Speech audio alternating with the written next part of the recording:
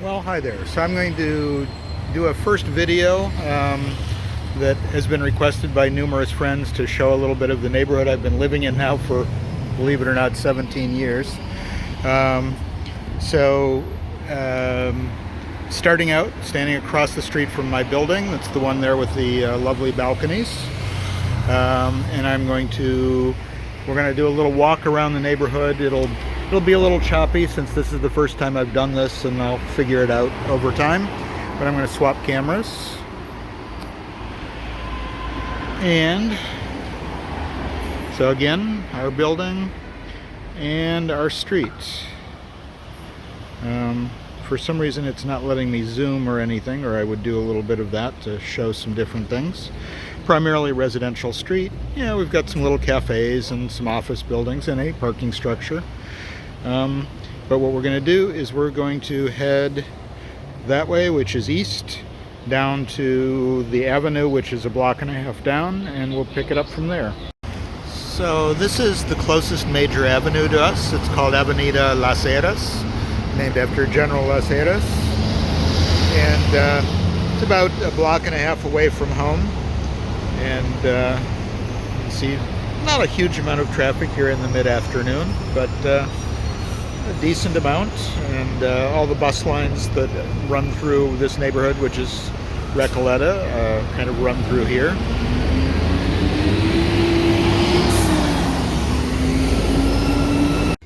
So this is our neighborhood shopping mall. It's about another block further on from where I just left off on Avenida Las Heras. You'll recognize several well-known brands, because that's what tend to be in shopping malls no matter where you go in the world. But it's a nice little shopping mall that takes up about a half a block. And then we're about to go to the Recoleta Cemetery, probably our most famous tourist attraction, which is across the street here. I'll pick that up in a second. So picking up around the corner from where we just were, you've got the cemetery here on the left, and then and we'll go see that in a second. Then off to the right is what's called Village Recoleta, which is basically a strip of restaurants and bars, mostly. I mean, they all have indoor seating, but a lot of outdoor seating. Very nice place to just sit outside. It is a little touristy, tends to be a little higher priced than surrounding parts of the neighborhood, but there's also some very good food here. So coming at this from the other end of that stretch of Village Recoleta, which actually continues along now the other side of a beautiful park. It's a big park area that wraps all the way around two sides plus a little bit of the cemetery. That's usually called Plaza Francia, the France Plaza, though the truth is it's actually multiple different little plazas that are all kind of connected together. The French one is just the biggest one. And then we have the possibly iconic, I don't know if you've seen pictures of this before, but the beautiful entrance to the Recoleta Cemetery. It used to be we could just wander in. I think they're now doing some more kinds of checks on going in, but I'm just going to go see. So yeah, the cemetery now, it's no longer free to enter. And much as I'd love to take you on a tour right now, I just don't feel like shelling out the money this afternoon to go in. So perhaps another day. So this is continuing along Plaza Francia. This entire area on weekends is just filled with a local arts and crafts fair, basically. It's all professionals. It's not like an amateur arts and crafts fair, but it's like local craftspeople and arts people bring their wares and sell them to the public. It does tend, again, wants to be touristy as well, but not always. A lot of locals shop for stuff. We've bought a ton of stuff for the house there that we've really liked. Now looking back, there's the cemetery over there. The cemetery is associated with the Recoleta Basilica, which, sorry, I'm staring into the sun and you probably are too, but such is life. And then that continues over to this colorful building over here, which is it used to be the convent associated with the cemetery and the basilica. but is now the Recoleta Cultural Center, which is a constantly changing gallery of contemporary art from primarily Argentine artists, though not strictly.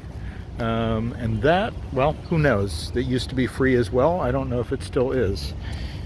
So there's some kind of event going on. It is open, but there are a lot of people inside, and I just don't feel like doing that at the moment. But we will once again. We'll get to that another day, perhaps. No need to go mingle with the rich people. You know, we don't do that anymore. I shouldn't have even cut that off. So then this building at the end, which I'll pick up in a second from around the corner. I don't know actually which was the convent and which was the rectory. One became the Centro Cultural, and the other one became a shopping mall, which is currently closed since the pandemic. It just never reopened. So it is under construction. I don't know what they're planning to do with it, but it was an interesting shopping mall because it was everything was home design related. So you can see the Mall of Design and Decoration, Mall de Diseño y Decoración, and that's all that was there. There was nothing else. It was all shops that had things for redecorating and redesigning your home, be it flooring, walls, plumbing, fixtures, furniture, etc. And we'll come around in a second and give you a better view of that. I think. I'm not sure how much this wall blocks. Just before we go around the corner, so this is looking towards the sort of northeast, more east than anything. And way in the distance there you can see the tops of some like loading cranes. That's the port where for shipping stuff, which is not really that far away, about a 15-20 minute walk. And then we have a school class doing something outside because they're still doing a lot. Oh, we have ombu trees, and you can see, I'm going to zoom in on one over there.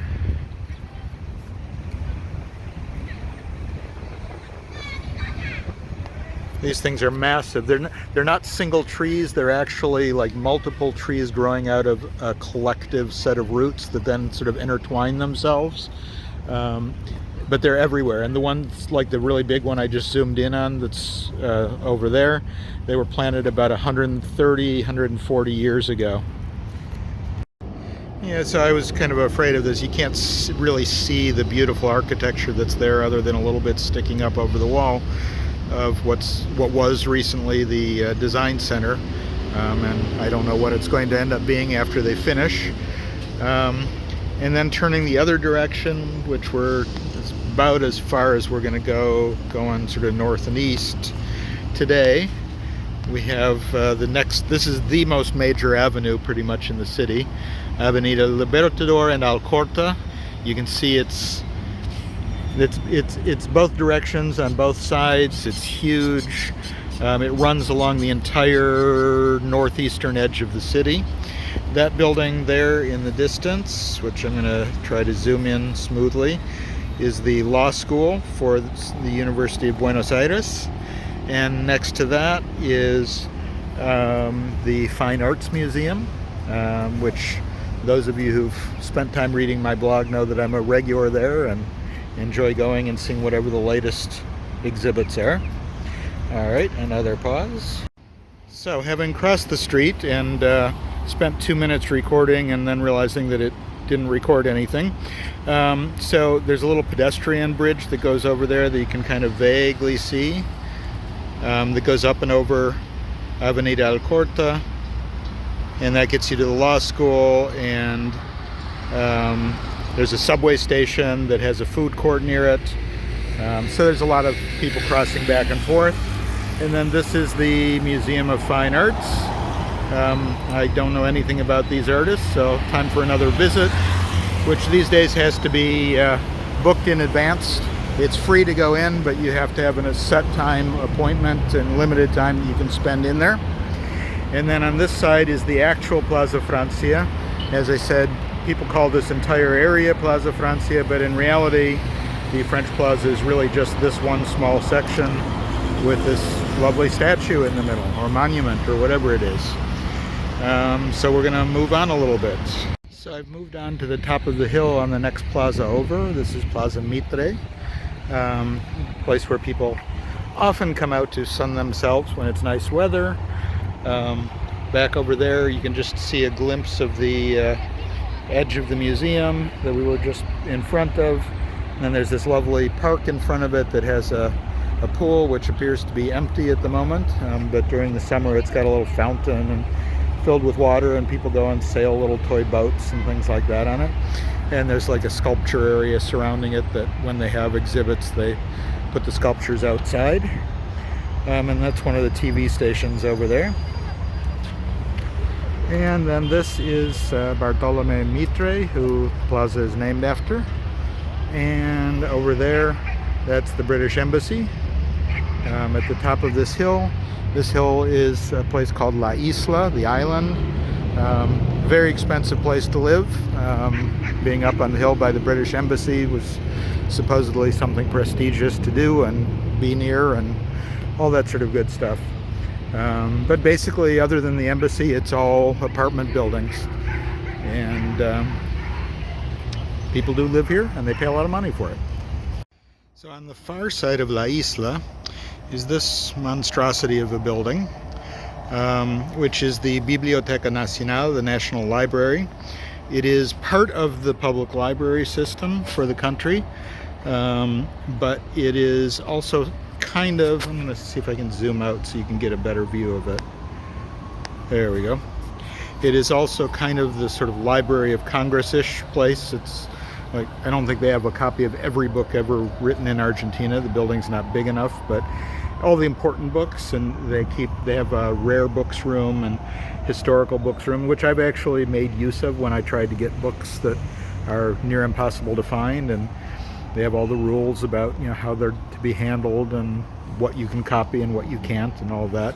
The building has won architectural awards. I can't imagine that those are for its beauty, but more probably for its architectural structure, which has these 4 pillars underneath supporting so those 4 pillars don't have anything in them. They're supporting the library, which is up atop, and is I think it's six or 7 story library up there on top of the pillars. So coming around to another side of the library, there's a look from down below, and then in front of the library they've got their own little restaurant and gin bar. It's famous for all of its various gin drinks. And then that walks through, which I'm pretty sure is open. We'll find out in a second, into a little plaza. Nope, it looks like it's blocked off, so I'm going to have to go around. Turned out I just went down the wrong sidewalk. So here from the cafe, you go out into the plaza in front of it, and there's almost always some sort of art exhibit out here. Right now it looks like it's a series of photographs, historical photographs from the pampas, the grazing lands. And it's got a little fountain that kind of spurts sometimes and such. So I'm going to head back along. We're back to the first avenue that I mentioned that ran near our house. I'm going to walk back along that and see if there's something more interesting on the way back to the house. And that'll wrap up today's little tour to the few blocks northeast of us. So this is looking at La Isla, that neighborhood from the other side. This is the side close to our house. You can see it's just got a couple of streets that go up the hill. And then coming around, this is the other Plaza Mitre, the first one with the big statue we just visited.